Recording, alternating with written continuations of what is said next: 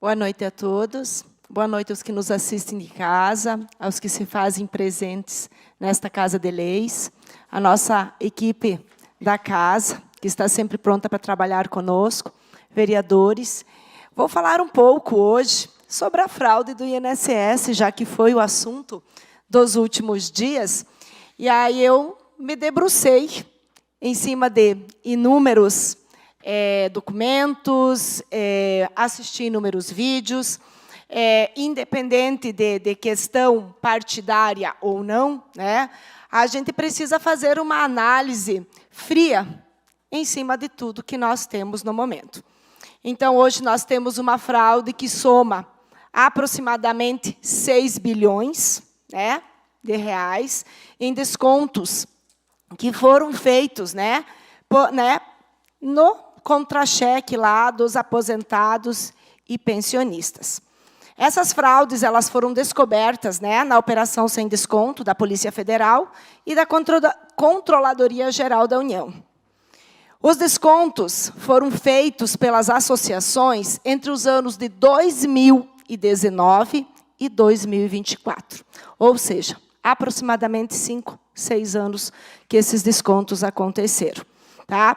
Mas eu quero falar que as fraudes do INSS, gente, elas acontecem há muito tempo. Tá? É praticamente histórica, né, quando a gente puxa os dados do INSS. Nós já tivemos, lá na década de 90, né, o caso Georgina de Freitas, tá? Um escândalo gigante, né, com um rombo bem grande no INSS. Tá? Desde então, a gente tem visto sempre, né, reformas da Previdência. Vamos fazer uma nova reforma. E essas reformas já foram feitas muitas vezes exatamente com o pretexto de que existe um déficit na Previdência. E esse déficit é causado exatamente pelo quê? Algo para se pensar.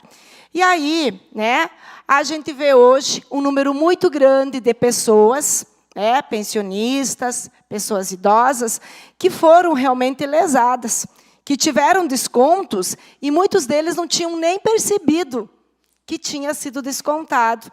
Até porque, gente, muitos deles nem gostam muito da tecnologia, não usam muito, né, o celular, não usam aplicativos, e o extrato do banco ele não vai trazer essa informação do desconto.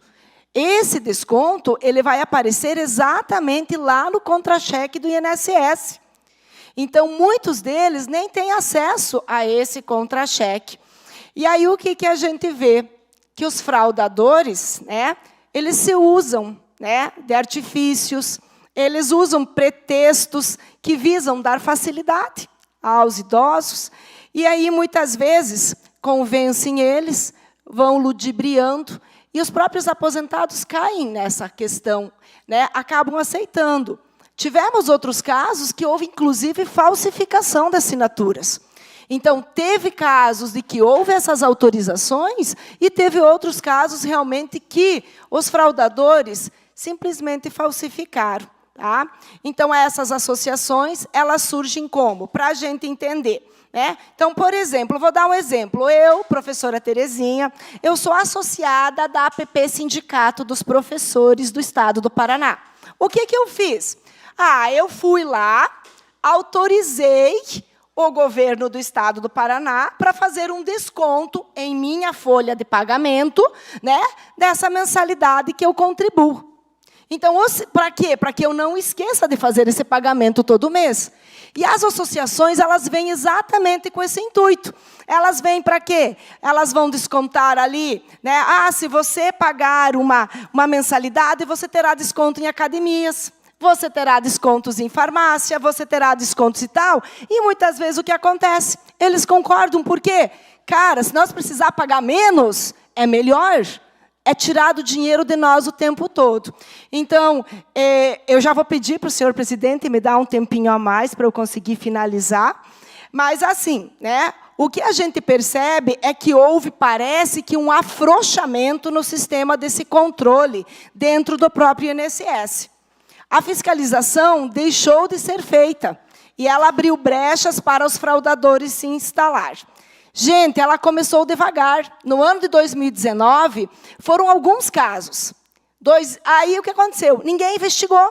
2020 aumentou, 2021 e mais. Quando se chegou em 2024, o número era estrondoso. Era gigante. E aí, a gente tem algumas coisas que a gente precisa analisar. Houve uma PL que o então presidente Jair Bolsonaro havia encaminhado para o Congresso, e essa PL tinha o intuito do quê? De realmente trazer mais seguro para os aposentados. Porém, o Congresso sugeriu emendas, inúmeras emendas, e essa PL voltou e foi sancionada. E aí, com essas emendas que foram criadas pelo Congresso, o que aconteceu?